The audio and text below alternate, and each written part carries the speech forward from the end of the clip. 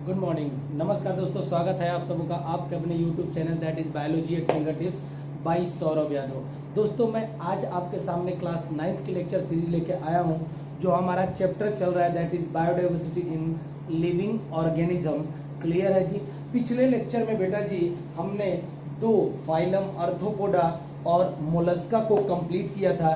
बेटा इस particular lecture में हम दो नेक्स्ट फाइलम को कंप्लीट करने वाले हैं, दैट इज इकाइनोडर्मेटा, और उसके बाद बेटा पढ़ेंगे प्रोटोकॉर्डेट्स, या उसको हेमिकॉर्डेटा भी बोला जाता है, क्योंकि आपकी बुक में जो टॉपिक दे रखा है that is the protochordates. Clear है, that's why I am mentioning this name. लेकिन जब आप 11th में आओगे तो आपको क्लियरली लिखा होगा इट इज हेमिकॉर्डेटा। क्या बोलेंगे बेटा जी? हेमिकॉर्डेटा। तो ये दोनों फाइलम काफी इंपॉर्टेंट है बेटा, नीट में भी क्वेश्चंस यहाँ से पूछे जाते हैं। ठीक है जी, चूंकि आप जाओगे तो भाई अगर जो तैयारी कर रहा होगा डॉक्टरी की अभी 9 से ही, तो उसके लिए मैं बात कर रहा हूँ कि नीट एग्जाम अगर क्रैक करना है तो ये सारे एग्जाम्पल जो यहाँ दिए हुए हैं ये आपके 11th की बुक में भी दे रखे हैं। तो आइए बिना टाइम वेस्ट करते हुए स्टार्ट करते हैं इकाइनोडर्मेटा। क्लियर है जी पहला, इसके बाद हम हेमिकॉर्डेटा पढ़ेंगे। क्लियर, चलिए बेटा जी, सबसे पहला जो पॉइंट दे रखा है, Echinodermata is formed by basically two Greek words. दो ग्रीक वर्ड से ये बना हुआ है। एक है बेटा इकाइनोस, क्या बोलते हैं? इकाइनोस। और दूसरा होगा बेटा डर्मिस। क्या बोलेंगे? इकाइनोस और dermis. Echinodermata is formed by two words, echinos and dermis, या डर्मा उसको बोलेंगे, डर्मिस भी बोल सकते हैं आप।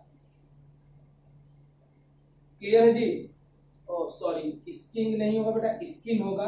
ओके, स्पेलिंग थोड़ा देखते रहे। देखिए सबसे पहले जो इकाइनोज है, इकाइनोज का मतलब होता है बेटा हेजहॉग, या उसी को बोलते हैं बेटा स्पाइनी बॉडी। स्पाइनी का मतलब हुआ सिंपल सा बेटा, उनकी बॉडी पे कांटेदार स्ट्रक्चर होंगे। कैसे होंगे बेटा? कांटेदार, ऐसे इनकी पूरी बॉडी पे ऐसे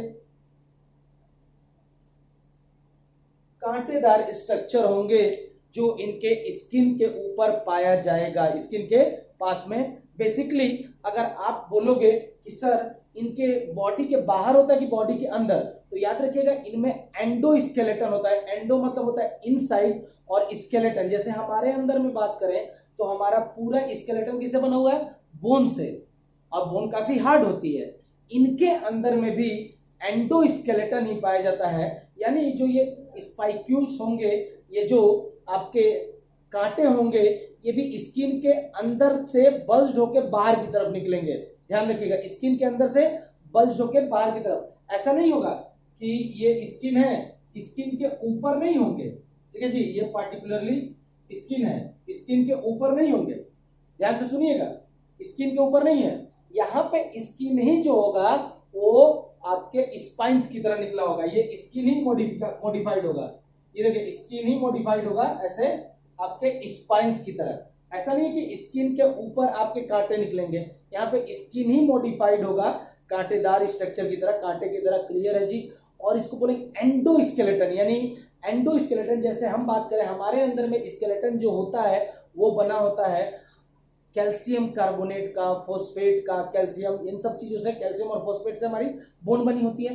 इनके अंदर में भी जो ये एंडोस्केलेटन है वो भी बना होगा, हार्ड कवरिंग होती है जिससे बने थे कैल्शियम कार्बोनेट, जिसको हार्ड कैलकेरियस सेल पढ़ते थे ना, वैसे ही इनका आपका जो एंडोस्केलेटन होगा वो कैलकेरियस कार्बोनेट से बना होगा। सिंपल अगर बात करें बेटा, कैल्शियम कार्बोनेट से बना होगा।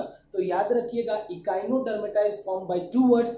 इकाइनोस का मतलब होता है स्पाइनी बॉडी, और स्किन, डर्मिस का मतलब होता है स्किन, यानी कि इनमें स्किन में बल्जिंग होगी और स्किन ही मॉडिफाइड होगा as a spine like structure. That's why it is known as echinodermata. Clear है जी?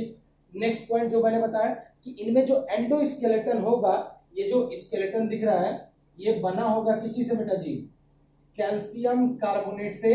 तो काफी हार्ड होगा, having endoskeleton of calcareous carbonate, यानी कि कैल्शियम कार्बोनेट। नेक्स्ट देखिए, नोटोकॉर्ड एक स्पेसिफिक स्ट्रक्चर होता है जो बेसिकली पाया जाता है कॉर्डेट्स में, और ये जो नोटोकॉर्ड होता है बेटा इम्ब्रोनिक स्टेज में होता है, रॉड लाइक स्ट्रक्चर। फर्दर ये जाके डेवलप होता है into vertebral column। चूंकि यहाँ पे वर्टिब्रा का जिक्र ही नहीं है ना, यहाँ पे कोई भी वर्टिब्रल कॉलम नहीं है, तो कोई भी नोटोकॉर्ड यहाँ पे पाया नहीं जाएगा, नो नोटोकॉर्ड। क्योंकि हम बेटा पहले भी बता चुका है कि नोटोकॉर्ड्स कहाँ से स्टार्ट होंगे भैया, कॉर्डेट्स वाले में, पीसेस से स्टार्ट होंगे। मैंने पहले ही मेंशन कर रखा है, आप प्रीवियस वीडियोस में जाके देख सकते हैं। सिलोम यहाँ प्रेजेंट होगा यानी कि बॉडी वॉल, और भैया गट वॉल के बीच में मेसोडर्म की लाइनिंग होगी, सिलोम प्रेजेंट होगा। बाइलेटरल सिमेट्री और ट्रिप्लोब्लास्टिक, कैसे होगा बेटा, ट्रिप्लोब्लास्टिक। ये बड़ा बड़ा बड़ा ट्रिप्लोब्लास्टिक तो आप मालूम ही भैया, एक्टोडर्म, एंडोडर्म, मेसोडर्म होगा, that's why it is known as the triploblastic. लेकिन यहाँ पे मैं पूरी तरह से इसको बाइलेटरल सिमेट्री नहीं कह सकता, क्योंकि बेटा जब हम बात करेंगे इकाइनोडर्म्स की, सुनिएगा, तो बेसिकली मेल और फीमेल इकाइनोडर्म्स, बेसिकली मेल आया फीमेल आई, मेल ने स्पर्म, पहले फीमेल क्या करेगी, एग को कहां, आपके मैराइन होते हैं तो आपके वाटर में अंडे को लेकर देगी, स्पर्म आएगा, इट इज ऑल्सो गैमेट, उसके ऊपर स्पॉन की तरह फैल जाएगा और फर्टिलाइजेशन होगा। लेकिन यहाँ पे जो फर्टिलाइजेशन होने के बाद जब डेवलप होकर जो एम्ब्रियो आएगा वो पूरी तरह से एडल्ट की तरह नहीं मिलता होगा, पहले वो लार्वा में कन्वर्ट होगा, फिर अगेन लार्वा, तब वो एडल्ट में कन्वर्ट होगा। तो अगर कोई भी ऑर्गेनिज्म, किसी भी ऑर्गेनिज्म के अंदर में एग से डायरेक्ट डेवलपमेंट नहीं हो रहा है, एडल्ट की तरह ऑर्गेनिज्म नहीं हो रहा है, बीच में लार्वल स्टेज आएगी, एग एडल्ट, इनके बीच में लार्वल स्टेज अगर आ रही है, तो ऐसे ऑर्गेनिज्म को बोलते हैं कि ये इनके अंदर में मेटामॉर्फोसिस होती है, यानी एग यानी फर्टिलाइजेशन के बाद में उनमें लार्वा आएगा, लार्वा के बाद एडल्ट आएगा, ऐसे ऑर्गेनिज्म को बोलते हैं बेटा मेटामॉर्फोसिस ऑर्गेनिज्म। तो अगर आप ध्यान दे रहे हैं तो इनमें दो स्टेजेस हो गई भाई, एक तो लार्वल वाली स्टेज और एक क्या हो गई, एडल्ट वाली स्टेज, दो स्टेजेस। यहाँ पे देखिए इकाइनोडर्म्स शो करते हैं मेटामॉर्फोसिस। मेटामॉर्फोसिस का मतलब देखिए, मेल है, मेल ने स्पर्म दिया, फीमेल ने एग दिया, दोनों आए, फर्टिलाइजेशन हुआ वाटर में, लेकिन फर्टिलाइजेशन के बाद तुरंत एडल्ट नहीं बनता है, पहले उनमें लार्वल स्टेज आएगी, फिर लार्वल स्टेज के बाद में आपका एडल्ट स्टेज आएगा। क्लियर है जी। तो ऐसे ऑर्गेनिज्म जिनमें जब फर्टिलाइजेशन के बाद में एडल्ट ऑर्गेनिज्म नहीं आता है, it undergoes through larval stages, ऐसे ऑर्गेनिज्म को बोलते हैं they are formed by the metamorphosis, यानी कि इनमें मेटामॉर्फोसिस देखने को मिलती है। तो देखने में बेटा दो चीजें आपके आ गई कि इनमें दो स्टेज है, एक भैया लार्वल स्टेज और दूसरी क्या है, एडल्ट स्टेज। दोनों में बड़ा मजा है बेटा। यहाँ पे बाइलेटरल सिमेट्री तो लिख दी है, इनमें बाइलेटरल सिमेट्री पाई जाएगी, यानी कि बेटा केवल एक ही प्लेन होगा जिससे आप बॉडी को दो इक्वल हाफ्स में डिवाइड कर सकते हो। लेकिन लेकिन लेकिन सुनिएगा, इकाइनोडर्म में कितनी स्टेज हो गई, मैंने बोला एक तो होगी लार्वल स्टेज और एक होगी एडल्ट वाली स्टेज। जरा ध्यान से सुनिएगा बेटा जी, ध्यान से। जो लार्वल स्टेज होगी, जो लार्वल स्टेज होगी, यानी कि जब इकाइनोडर्म्स अपने लार्वल स्टेज में होगा तो उसके अंदर में पाई जाएगी बाइलेटरल सिमेट्री। कौन सी सिमेट्री, बाइलेटरल सिमेट्री, यानी कि केवल एक ही प्लेन होगा जो उसको दो इक्वल हाफ में बांट पाएगा। लेकिन बेटा जब वही इकाइनोडर्म एडल्ट स्टेज में जाएगा, जब वो एडल्ट हो जाएगा तो उसके अंदर में जो सिमेट्री आएगी that is the radial symmetry, यानी बेटा किसी भी प्लेन से उसको काटोगे तो दो इक्वल हाफ्स आपको मिलते हैं। तो ये पॉइंट बड़ा इंपॉर्टेंट है। इकाइनोडर्मेटा में दो लाइफ स्टेज है, एक लार्वल स्टेज को बोल देंगे, एक एडल्ट स्टेज को। जो लार्वल स्टेज है उसमें बाइलेटरल सिमेट्री होती है, और जो बेटा बाद में आएगा दैट इज एडल्ट स्टेज आएगी, उसमें रेडियल सिमेट्री पाई जाएगी। क्लियर है जी, नोट डाउन करेंगे इस पॉइंट को, बड़ा मजा वाला पॉइंट है, बहुत ही अच्छा पॉइंट है क्योंकि पूछा जाता है, ये मैंने बता ही दिया। इनमें डाइजेस्टिव सिस्टम जो होता है बेटा कंप्लीट होता है। जैसे मैं बोलूं ये मेरे सामने वाला है, उसको बोलते हैं वेंट्रल, जो पीछे की तरफ होगा इसको बोलेंगे बेटा डोर्सल। क्लियर है जी। तो इनमें डाइजेस्टिव सिस्टम कंप्लीट होता है, यानी कि माउथ और एनस दोनों होगा। क्लियर है। माउथ जो होगा बेटा वो वेंट्रल साइड पे दे रखा है, लोअर यानी कि वेंट्रल साइड पे होगा, इस साइड पे होगा, और पीछे वाले साइड पे एनस होगा, डोर्सल साइड पे एनस होगा। digestive system is complete with mouth on the lower or ventral side, and anus to the upper या डोर्सल साइड। क्लियर है जी। तो आगे की तरफ क्या होगा, माउथ होगा, जैसे मेरा है भाई, पीछे की तरफ क्या होगा, एनस होगा। ठीक है जी, कुछ हमारा ही जैसा है। क्लियर है। ये बड़ा इंपॉर्टेंट है बेटा, जो नेक्स्ट पॉइंट दे रखा है। मैंने आप लोगों को जब मैं स्पॉन्जेस पढ़ा रहा था तो मैंने एक बात बोली थी बेटा जी कि वाटर कैनाल सिस्टम पाया जाता है पोरीफेरा या स्पॉन्जेस के अंदर में, जब हमने फाइलम पोरीफेरा स्टार्ट किया था। और वाटर वस्कुलर सिस्टम पाया जाएगा किसमें बेटा जी, किसमें, इकाइनोडर्मेटा में। तो वही बारी आ गई जिसका हमें इंतजार था। क्लियर है जी। जो बात मैंने बोली थी, वाटर कैनाल सिस्टम हम पढ़ रहे हैं पोरीफेरा में, लेकिन वाटर वस्कुलर सिस्टम पढ़ेंगे इकाइनोडर्मेटा में। तो water vascular system is found in Echinodermata which help in, जो मदद करता है बेटा लोकोमोशन में, कैप्चरिंग ऑफ प्रे में, ट्रांसपोर्ट ऑफ फूड में और रेस्पिरेशन में। ये वाटर कैनाल सिस्टम का काम है, जो कि मदद करता है किस चीज में बेटा, लोकोमोशन में। वाटर कैनाल, सॉरी कैनाल बोल दिया गलती से, वाटर वस्कुलर सिस्टम याद रखिएगा। इकाइनोडर्मेटा में वाटर वस्कुलर सिस्टम होता है और पोरीफेरा में वाटर कैनाल सिस्टम होता है। दोनों में कंफ्यूज मत हो जाएगा। कैनाल सिस्टम कहाँ होगा, पोरीफेरा में। ठीक है जी।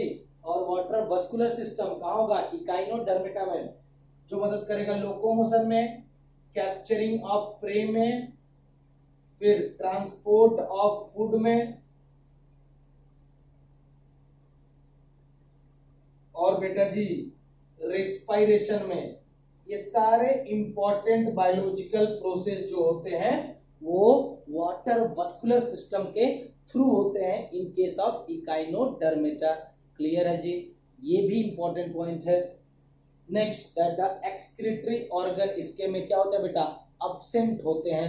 ये भी एक इंपॉर्टेंट है, लेकिन सबसे ज्यादा इंपॉर्टेंट ये वाला पॉइंट है और ये वाला कि भैया इकाइनोडर्मेटा की दो लाइफ स्टेज होती है। एडल्ट में क्या होगा, रेडियल सिमेट्री, और भैया जब वो क्या होगा बेटा, लार्वल स्टेज में होगा तो उसमें बाइलेटरल सिमेट्री पाई जाएगी। और वाटर वस्कुलर सिस्टम पाया जाता है, ना कि canal system, which help in locomotion में मदद करता है, कैप्चरिंग ऑफ प्रे में मदद करता है, देन ट्रांसपोर्ट ऑफ फूड में मदद करेगा और रेस्पिरेशन में मदद करेगा। क्लियर है जी। नोट डाउन करेंगे। इसके कुछ एक एग्जांपल हैं जो एनसीईआरटी में दे रखे हैं, उसको हम करेंगे। पहले इतनी बातें आप नोट डाउन करेंगे बेटा जी इकाइनोडर्मेटा के बारे में। चलिए बेटा जी एग्जांपल देख लीजिए। एग्जांपल जो आपके इकाइनोडर्म्स में दे रखे हैं, that is Asterias, this means starfish, Antedon, इसको सी लिली भी बोलते हैं, और आपकी बुक में फीदर स्टार दे रखा है, होलोथ्यूरिया दे रखा है, दैट इज सी कुकुम्बर या कुकुमेरिया भी इसको बोला जाता है। Echinus, echinus is also known as the sea urchin, और ओफ्यूरिया या ओफ्यूरा जिसको ब्रिटल स्टार भी बोला जाता है। So this is all about बेटा इकाइनोडर्मेटा। ये आपको याद रखना है। वाटर वस्कुलर सिस्टम किसमें पाया जाएगा, इकाइनोडर्मेटा में। वाटर कैनाल सिस्टम किसमें पाया जाता है, पोरीफेरा में। याद रखिएगा, बड़ा ही इंपॉर्टेंट है। इनमें दो लाइफ स्टेज है भैया। एडल्ट जो होगा उसमें रेडियल सिमेट्री पाई जाएगी, और जो कौन होगा बेटा जी बताइए, जो बेटा लार्वल स्टेज होगी उसमें बाइलेटरल सिमेट्री पाई जाएगी। क्लियर है जी। अरे क्लियर है जी। नेक्स्ट हम पढ़ने वाले हैं दैट इज प्रोटोकॉर्डेट, या बेटा जी उसी को बोलते हैं हेमिकोर्डेटा। क्लियर है जी। नोट डाउन करेंगे इस पॉइंट्स को, फिर हम स्टार्ट करते हैं हेमिकोर्डेटा। चलिए बेटा जी the second phylum that is known as the phylum Hemichordata, या इसको बोलते हैं प्रोटोकॉर्डेटा, यानी कॉर्डेटा से पहले वाला। सुनिएगा, पहले एक इंटरेस्टिंग बात बताऊंगा। पहले जब क्लासिफिकेशन किया गया था, इस हेमिकोर्डेटा को कॉर्डेटा के साथ में रखा गया था। क्यों? क्योंकि बेटा जी जो भी कॉर्डेट्स होंगे उनकी लाइफ सर्किल में, यानी एम्ब्रियोनिक स्टेज में, जब वो एम्ब्रियोनिक स्टेज में रहते हैं, बच्चे के स्टेज में रहेंगे, तो उनके लाइफ में नोटोकॉर्ड फॉर्म होता है, और वही नोटोकॉर्ड वर्टिब्रल कॉलम में चेंज हो जाता है। और चूंकि जब तक कॉर्डेट्स जिंदा रहेंगे तब तक उनमें वर्टिब्रल कॉलम, रीढ़ की हड्डी पाई जाएगी। क्लियर है जी। लेकिन बेटा ये जो हेमिकोडेट्स को देखा गया कि इनके लाइफ टाइम में कुछ समय तक तो नोटोकॉड रहता है, लेकिन बेटा बाद में ये नहीं दिखता है। यानी अगर मैं बोलूं इनमें notochord through out the life अगर बोलूं वो नहीं पाया जाता है, तो बाद में इसको उठा के पटक के अलग कर दिया गया। क्यों? क्योंकि पहले हाँ नोटोकॉड इसमें होता है, लेकिन बहुत ही मिनिमम पीरियड के लिए होता है। It is not for through out the period, यानी कि अगर मैं बोलूं through out the life circle, अगर बोलो जैसे मान लो कोई भी एक एग्जांपल है बेलेनोग्लोसस है, अगर मान लो उसकी लाइफ सर्किल 1 ईयर है, तो मात्र 2 से 3 महीने, मान लो ये एक हाइपोथेटिकल डाटा है, मान लो 1 से 2 महीने तक उसमें नोटोकॉड रहेगा, फिर बाद में नोटोकॉड उसमें परसिस्ट ही नहीं करता है। तो बेटा हम उन्हीं को कॉर्डेट्स में रखेंगे जो जिनके अंदर में notochord through out the life पाया जाता है, उनको बोलेंगे कॉर्डेट्स। इनमें भी पाया जाता है लेकिन बहुत ही कम समय के लिए पाया जाता है, तो इनको मैं कॉर्डेट्स नहीं बोल सकता हूं। इनको किस कैटेगरी में रखेंगे? नॉन कॉर्डेट्स की कैटेगरी में रखेंगे। यहां मैंने लिखा हुआ है hemichordate was earlier placed in phylum Chordata but after some time it is placed under non chordates. किसमें रख दिया गया? Non chordates, because in this organism notocode present only for a certain period of time, it is not present, notocode इसमें throughout the life नहीं पाया जाता है। यानी it is का मतलब notocode is not present throughout the life, पूरे life circle में नहीं मौजूद होता है। that's why ये नोटोकॉड नहीं है। ये क्या बेटा? नॉन कॉर्डेट्स में आएगा। कॉर्डेट्स नहीं है, नॉन कॉर्डेट्स में आएगा। क्लियर है जी? तो याद आया, समझ में आया कि क्यों इसको अलग किया? क्योंकि इसमें हाँ नोटोकॉड होता है, मानता हूं, लेकिन बेटा पूरी तरह से थ्रू आउट द लाइफ नहीं होता है, कुछ समय के लिए होता है। तो ऐसे ऑर्गेनिज्म जिनमें कुछ समय के लिए, उसको मैं नोटोकॉड नहीं बोलूंगा। क्लियर है जी? उनको बोलूंगा नॉन कॉर्डेट्स। हेमिकॉर्डेटा, हेमी मतलब हुआ हाफ, कॉर्डेटा का मतलब बहुत सारे कैरेक्टरिस्टिक्स जो मिलते जुलते होंगे to that of the chordates, having some character similar to that of the, कुछ कैरेक्टर्स इसके मिलते जुलते होंगे to that of the chordates, that why is known the hemi. Hemi मतलब half, just like the chordate की तरह, क्योंकि कुछ कैरेक्टर्स इसके मिलते जुलते हैं as comparison to that of the chordates. क्योंकि बेटा हम कॉर्डेट्स में फिशेस पढ़ेंगे और फिशेस में पाई जाती है गिल्स, इनमें भी पाया जाता है gills for respiration, gills for respiration. तो कुछ कैरेक्टरिस्टिक्स मिलते जुलते हैं कॉर्डेट से, that's why it is called as the hemi मतलब half, chordate मतलब some of the characters that are similar to that of the chordates। Clear है जी? Note down करिएगा। इनमें जो सिमेट्री पाई जाएगी that is the bilateral symmetry। इनमें ऐसा नहीं है कि एडल्ट में या लार्वा में जो भी होगा उसमें bilateral symmetry पाई जाएगी। ट्रिप्लोब्लास्टिक होगा, यानी कि 3 जर्म लेयर्स पाई जाएंगी, एक्टोडर्म, एंडोडर्म ये सबसे बाहर में होती है, आउटसाइड ये होगी इनसाइड, मीजोडर्म जो कि बीच में होगा। क्लियर है जी? सिलोम यहां भी प्रेजेंट होगा, बॉडी वॉल और गट वॉल के बीच में दोनों साइड से मीजोडर्म से लाइंड होता है, दैट इज यानी मीजोडर्म प्रेजेंट होगा, that's why it is known as the coelom. मैंने गिल्स वाला पॉइंट बता ही दिया कि गिल्स यूज होते हैं फॉर द रेस्पिरेशन के लिए in case of phylum Chordata. यहाँ पे एक पॉइंट नहीं दे रखा है लेकिन मैंने बता दिया क्योंकि आप आओगे तो आगे पढ़ोगे। क्लियर है जी? The body is cylindrical, body ऐसे कैसे होगी? एक सिलेंड्रिकल स्ट्रक्चर की होगी and is composed of anterior, सबसे ऊपर जो पार्ट होता है एंटीरियर उसको बोलते हैं प्रोबोसिस। क्या बोलते हैं बेटा जी? प्रोबोसिस। उसके नीचे होगा कॉलर, जैसे हमारा गला है ना, इसके कॉलर, और उसके नीचे एक लॉन्ग स्ट्रक्चर होगा that is known as the trunk. यानी कि बॉडी डिवाइडेड होती है 3 भागों में। ऊपर एंटीरियर दैट इज मेरा हेड है, इसका प्रोबोसिस होगा, कॉलर, ठीक है जी, और नीचे वाला भाग दैट इज द ट्रंक, और सबसे लॉन्ग वाला जो होगा वो ट्रंक होगा। इनके अंदर में एक एक्सक्रीटरी ऑर्गन पाया जाता है, जो ये प्रोबोसिस दिख रहा है, ये इसको एक ग्लैंड पाई जाती है that is known as the proboscis gland. Through this proboscis gland they usually do excretion. तो यहाँ पे एक्सक्रीटरी ऑर्गन पाया जाता है that can be called as the proboscis gland. तो यहाँ पे एक्सक्रीशन के लिए क्या बेटा जी, प्रोबोसिस ग्लैंड। कुछ एग्जांपल्स आपको याद करने होंगे, तो मैं यहाँ लिख देता हूँ एग्जांपल्स ऑफ हेमिकोडेटा, जैसे कि बेटा पेलेनोग्लोसस, पेलेनोग्लोसस क्लियर है। सेकंड होगा सैकोग्लोसस क्लियर है। थर्ड होगा हर्डमेनिया, ये आपके एनसीईआरटी में दे रखा है। फिर एम्फीऑक्सिस,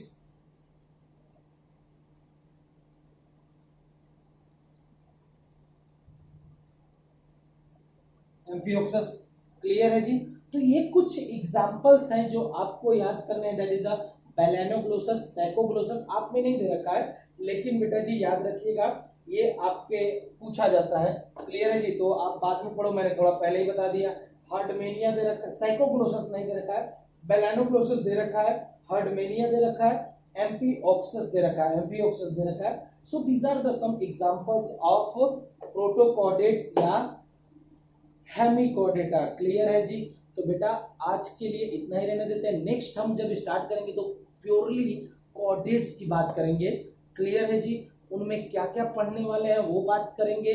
क्लियर है, और एकदम आप लास्ट पड़ाव पे हैं इस चैप्टर में। क्लियर, ठीक है बेटा, तो आप मेरे साथ बने रहिए बेटा। देखिए थोड़ी चीजें मैं एक्स्ट्रा बताता हूँ, लेकिन ये एक्स्ट्रा आपको एक्स्ट्रा की तरह काम आएगा जब आप जाओगे बेटा तैयारी करने के लिए नीट की, तो आपको बड़ा मजा आएगा। क्योंकि अरे ये सर ने तो 9th में ही बता दिया था, सर ने तो, अरे यार ये बात ये तो 9th में ही पता चल गई थी।